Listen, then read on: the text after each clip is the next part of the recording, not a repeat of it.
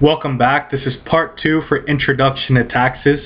I'm not going to waste much time on the introduction. I'm really going to jump right into it, giving you those definitions that I was talking about in the last video. Filing status. There's 5 different statuses.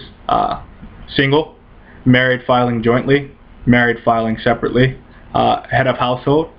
You can file as head of household if in the event that you're a single parent and you have at least one dependent, or if you're a qualifying widower. And what that means is you can still utilize your joint tax rate for 2 years after a spouse dies in the event that you do not remarry.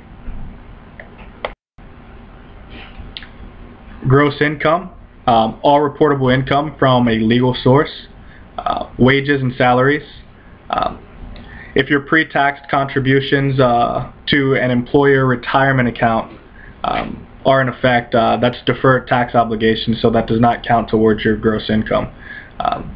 Interest income is any interest that you have earned from investments, whether it being a savings account, bonds, or lending out loans to people that you expect some type of interest on top of that loan being repaid to you. There's also dividend income, which is income received that's paid on shares or mutual funds.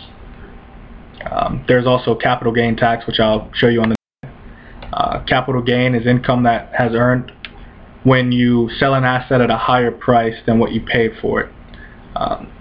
Something really simple, a watch that you buy for $100,000 of gold turns out to be worth $250,000 in a year. You sell that watch for $250,000, you've made $150,000 in profit. That would be considered a capital gain. Likewise, a capital loss is resulting from selling an asset at a lower price than what is bought.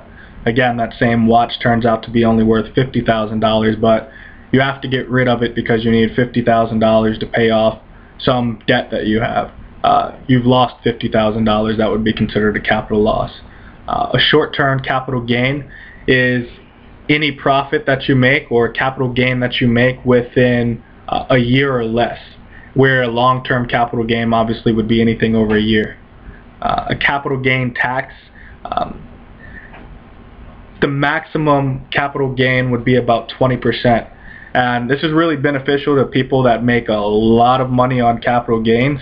If you're in the tax bracket of 35% as far as personal income is concerned, when you utilize that 20% of capital gain, you're really making out. What is adjusted gross income? Adjustments are made after contributions to retirement accounts.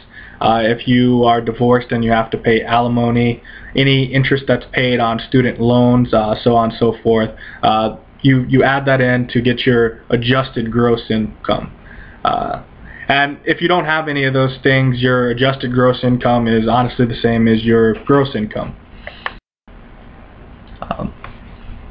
Here is a chart and definition of a standard deduction. It's a fixed amount that can be deducted from your adjusted gross income to determine your taxable income.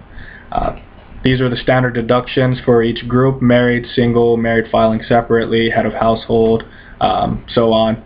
And also at the bottom it shows personal exemptions, what we'll talk about a little bit later in another slide. Itemized deductions are specific expenses that can be deducted or reduced from your taxable income. Interest expense. In this case, we'll talk about a home. The interest that you pay on the home over the course of a year could be deducted, itemized.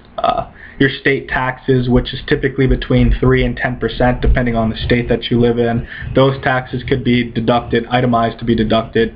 Your real estate taxes are taxes imposed on homeowners in the county that they reside in. These are the local taxes. You have local taxes, state taxes, federal taxes.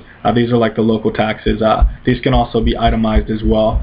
And your medical expenses, unreimbursed medical expenses that exceed 7.5% of your gross income.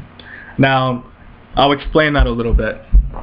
If you have $20,000 in unreimbursed medical expenses and your income is $100,000, 7.5% of $100,000 would be $7,500. So you subtract $7,500 from that $20,000 in debt, and the remaining amount you can write off as an itemized deduction. Charitable gifts to nonprofit organizations, churches, anything that's considered a charitable cause, according to the IRS, you can itemize that deduction as well. What is an exemption? An exemption is an amount that can be deducted for each person supported by the income reported on a tax return. So say for instance you're a single parent and you have one child. You are considered an exemption, so that's taking $3,800 away from your taxable income, and that child's also taking an additional $3,800 from that taxable income. So the two of you combined add up to about $7,600 in taxable exemptions.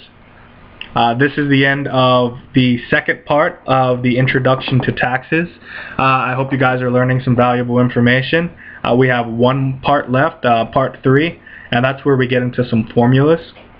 And I also show you a breakdown of the 1040 EZ. Look forward to seeing you all again in part 3. Have a good night.